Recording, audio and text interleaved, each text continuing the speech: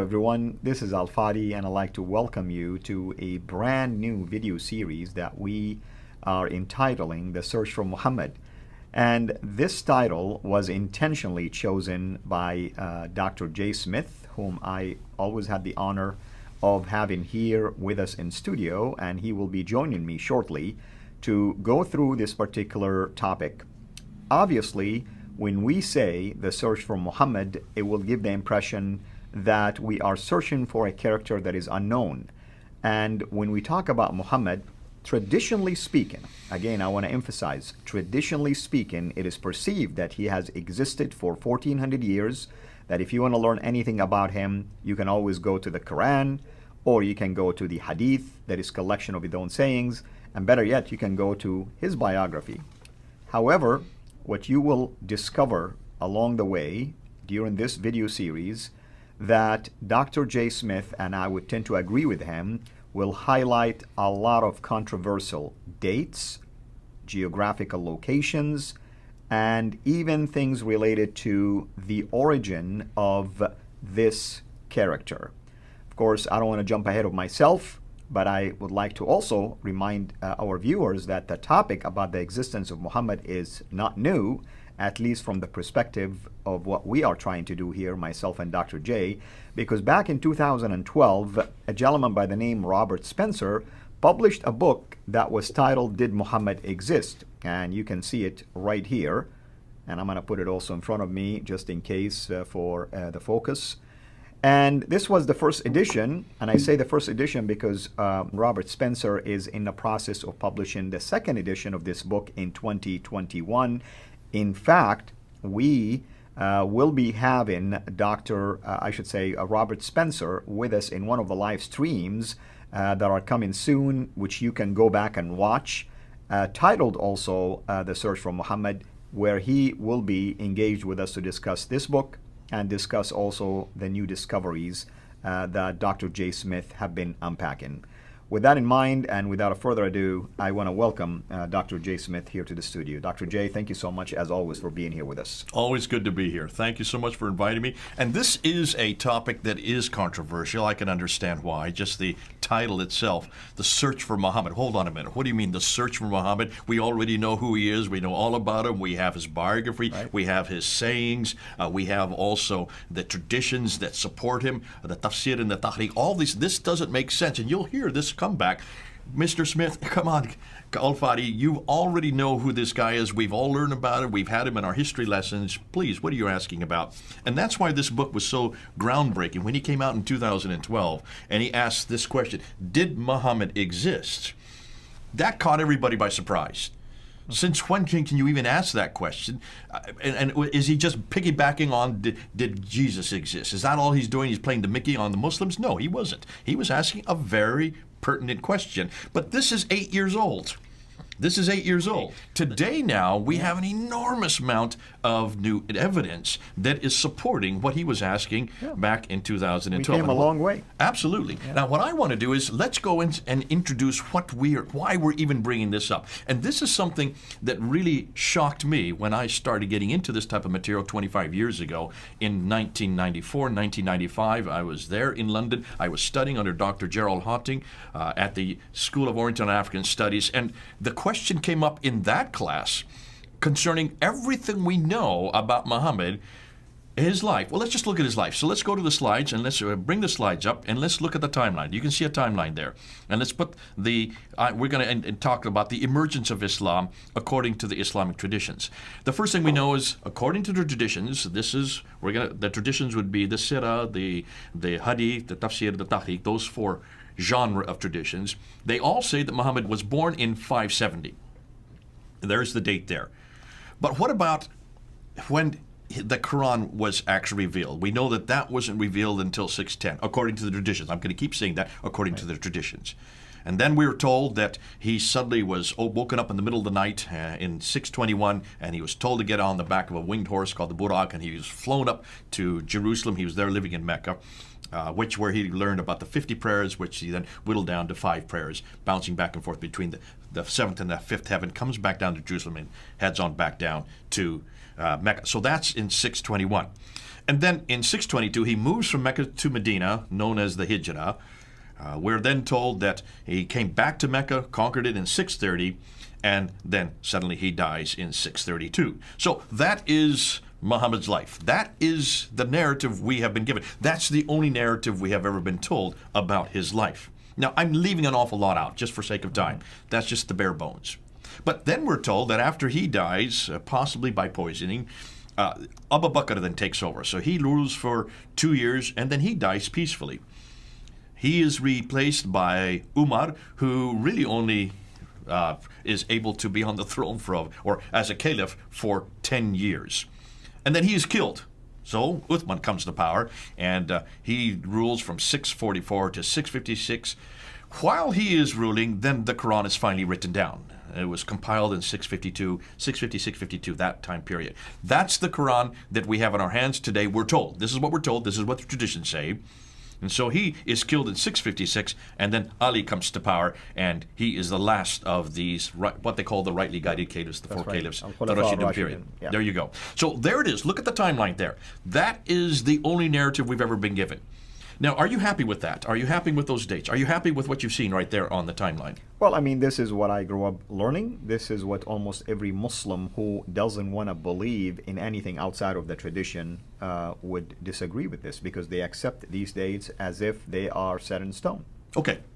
Where do you think this story comes from? Where do you think all these dates come from? Where do you think all these events that we have just seen up there on that timeline, where do you think they were written down? Or where would you like them to have been written down? Or let me say when. Not where right now, but when. When would you have liked them to be written down? I mean, now, looking back, you would have loved for these things to be written almost immediately or within the lifetime of Muhammad, or like right after. Yeah, by an where eyewitness. You have eyewitness accounts. Like we have with Jesus Christ. Exactly. We know that when Jesus, or when he was speaking, when he was talking, when he was moving around, he took a pile of disciples, 12 disciples with him, and 2 of them, John and Matthew, wrote down exactly what they remember seeing, and they wrote down what they remember hearing. That's right. And they wrote while they were still living. Obviously, otherwise how would you be able to write? So those were written within 40 to 60 years after Christ's death. And the other 2, Mark and Luke, got it from the eyewitnesses. So you have 4 testimonies of Jesus' life, 4 testimony of what he said and did by either the eyewitnesses or those who got it from the eyewitness, right? That's correct. No problem there. That's correct. So we would demand, I would assume the same thing of Islam, certainly about the companions of the Prophet. They should have written down what he said and did, right? Yes. Within their lifetime, not his, obviously, because he died in 632.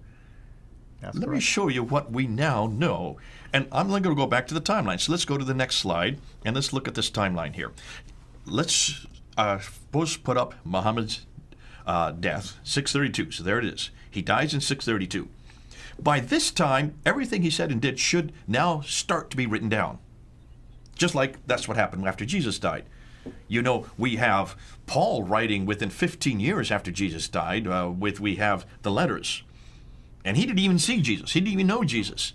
We know that Matthew, Mark, and Luke were written within 40 years of Jesus. Well, so certainly by 70, they're all written down. John would have written by 90. So within 60 years of Christ's death, who died in 33 AD, we have now all 4 Gospels and all of the letters of Paul. We have the whole New Testament written down. And even Paul, I mean, I know you said he didn't see Jesus. What you're meaning, of course, he didn't live with him when he was on earth as one of his apostles. It was an encounter that took place after the resurrected Jesus, of course, met him on the way to Damascus. Yeah.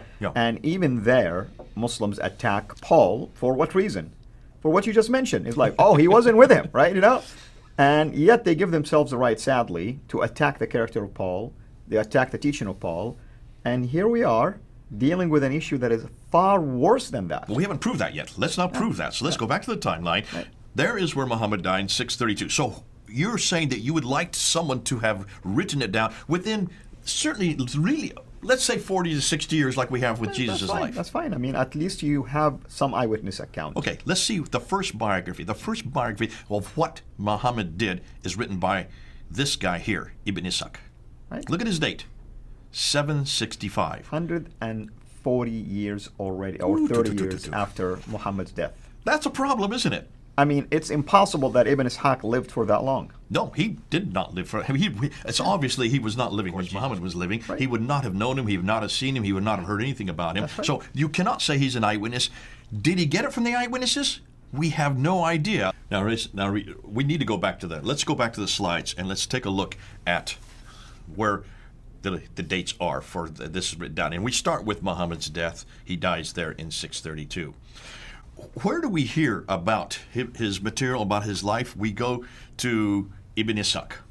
Look at the dates there, 765. So you're talking about roughly, we're talking about 130 years later.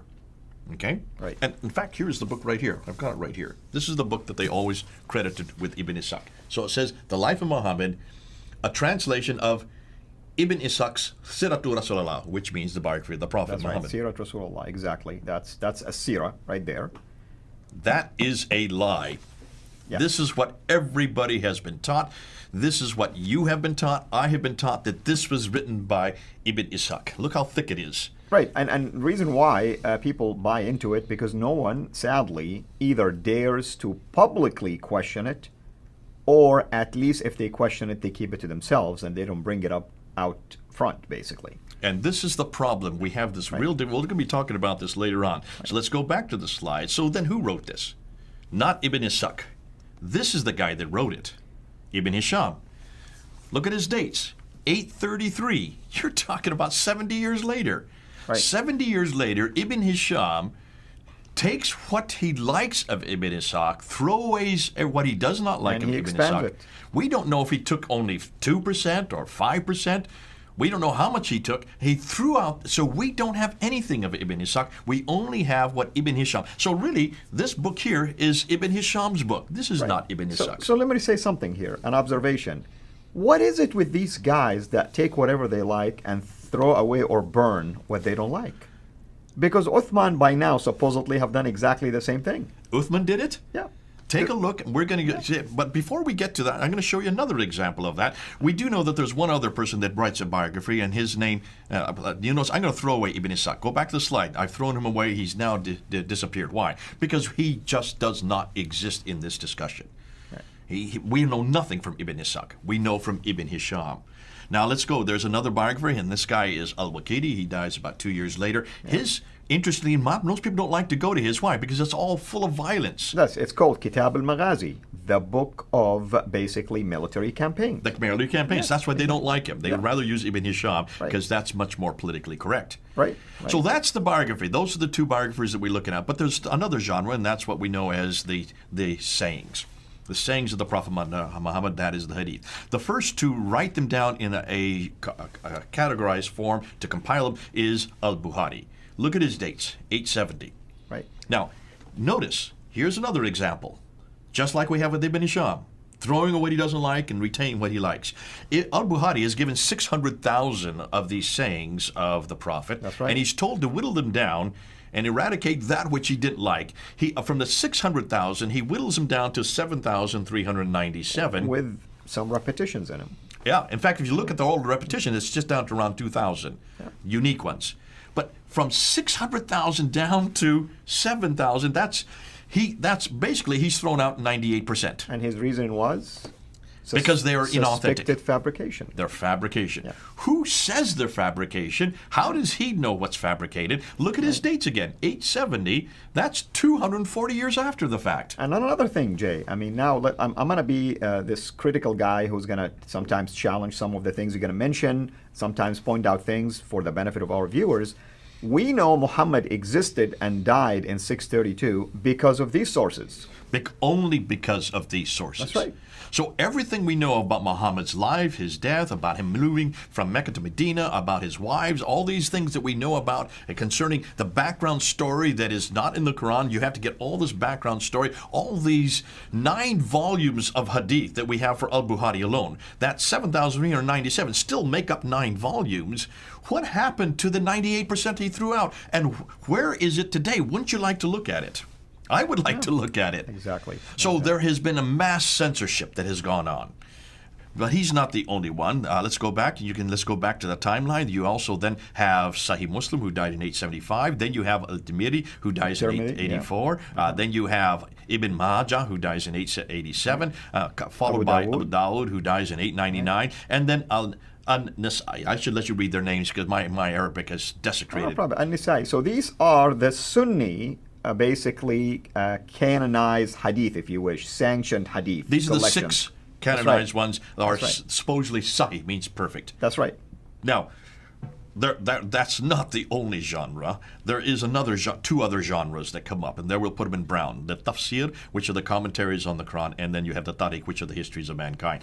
Those are the 4 genres. Who is the first to write down the tafsir and tariq? Well, it's this character right here, At-Tabari. Tabari, exactly. But look at his dates. I know.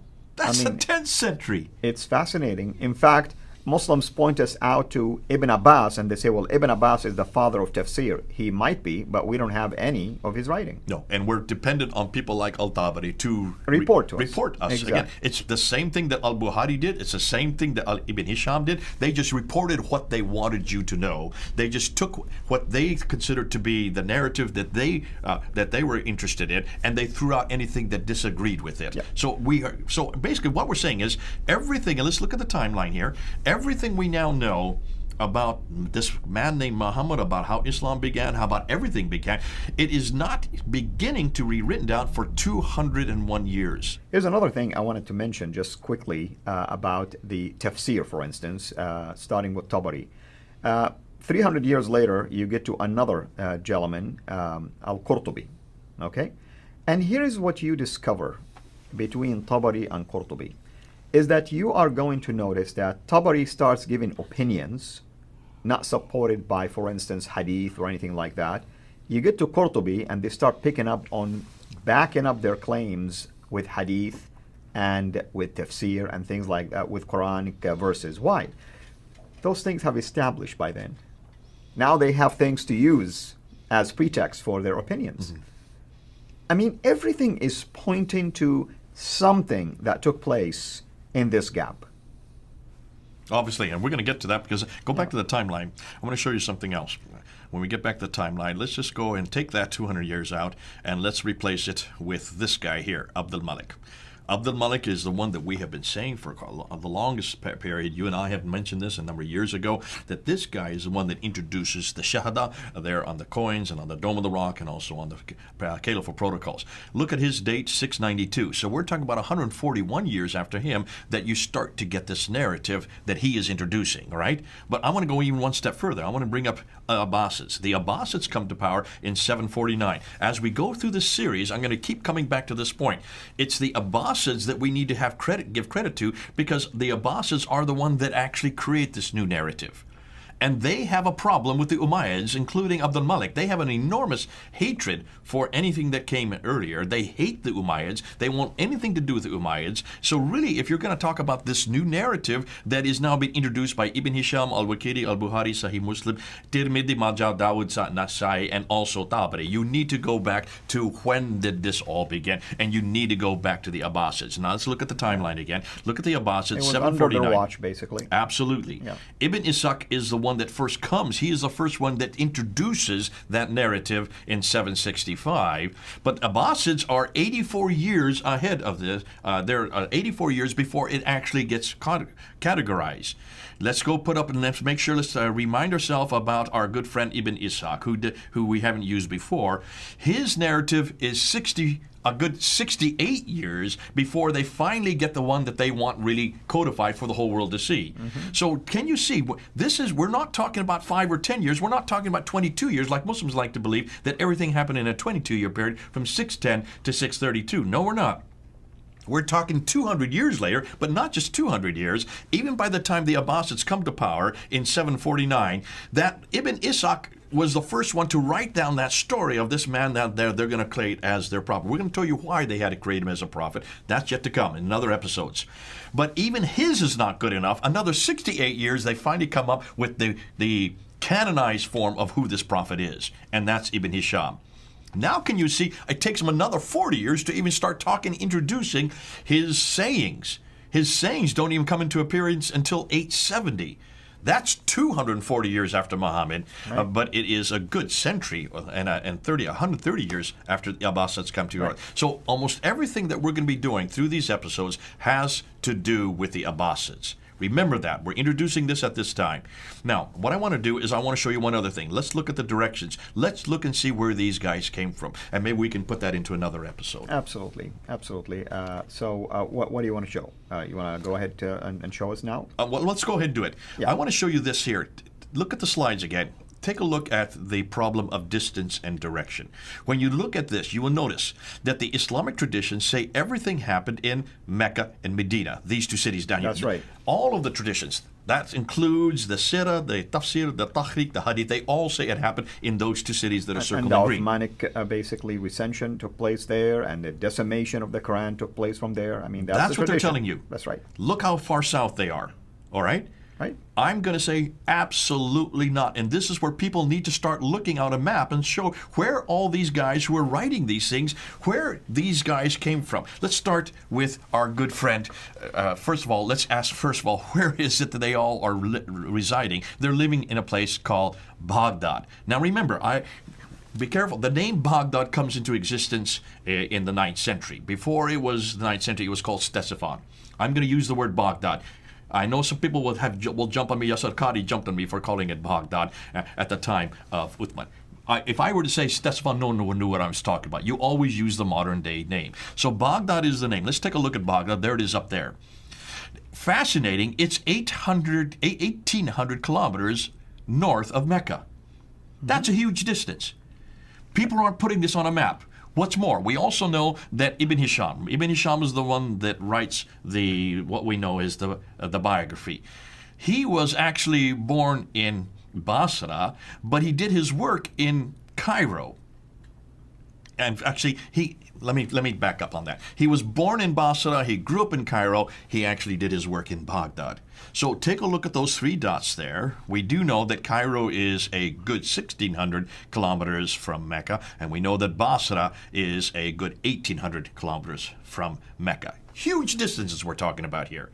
Right. None of these guys, so far, have been down in Mecca, Medina. They're much further north. What about, let's talk about Al-Bukhari.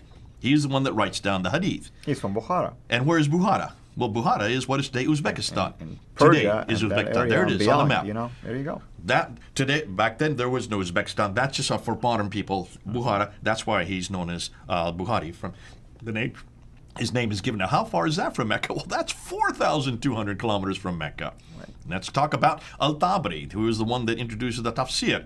He is from Tabaristan, which is in northern Iran today. Right. Northern Iran today. It wasn't called Iran back then. I have to keep on hedging my bets now because I know I'm going to get people saying, you don't know what you're talking about. You're talking about the wrong name at the wrong date. Back today, it is Iran, but back then it was called Tabaristan. And that's why he's Al-Tabari. He is from the place where he comes from. How far is that from Mecca? 2,800 kilometers. What does that mean?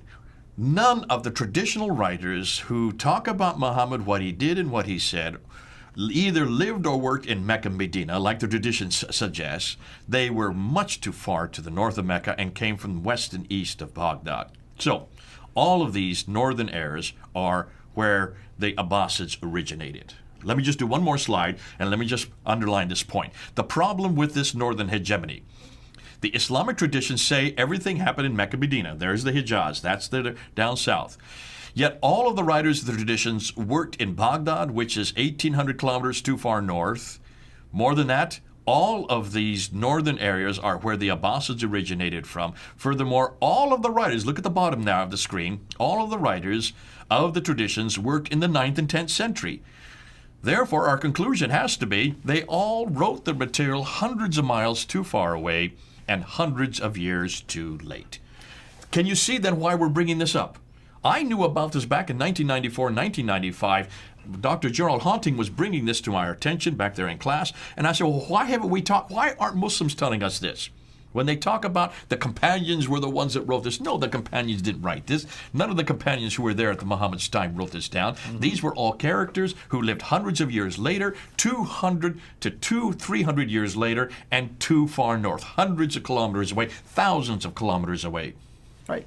And that's why there is a science called the science of men, ilm al-rijal, to try to authenticate what these men, the narrators, have been saying. Why?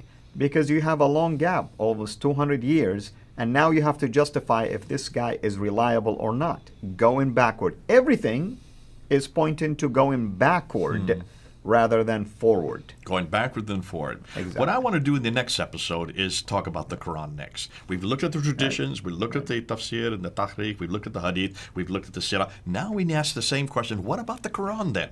Right. Okay, that's going to be the next one. We will. Just for the record, folks, we're doing this in December of 2020. And I say this, Jay, because things can change drastically. You're hedging your bets. You're really protecting yourself because people can come back and say, you said this. And this is the difficulty with historical criticism. Right. Because of the fact that new things come to fore, we're always scratching. Remember, we always say this, the more you scratch, the more you find. The more you find, the more we shine. The more we shine, the more they whine. Oh, how sublime. This is the problem. It's great because we love all the stuff that we're scratching and bringing to the surface. But as we bring new things to the surface, we got to follow where the evidence leads. And the evidence is going to keep changing the narrative. As you can see, between Ibn Ishaq and Ibn Hisham, the narratives change. Between Ibn Hisham and Al-Bukhari, it changes again. And between Al-Bukhari and Al-Tabari, it changes. It's going to keep changing for the Muslims. We, therefore, need to follow where the evidence is. That will change. So we may have to even increase or actually put some new evidence on the table in another year from now in 2021. Absolutely. And the more they whine, we have cheese for that. And that's what we do here for a living. Everyone, thank you so much. Hopefully you're enjoying this introduction of the series. Imagine now how the whole series would look like. So until next time, hold on to your seats, and hopefully you are going to share about this with all of your friends on social media. And also we encourage you to share these videos and repost them on different channels because we want this knowledge to spread everywhere. Until we meet again, have a blessed day.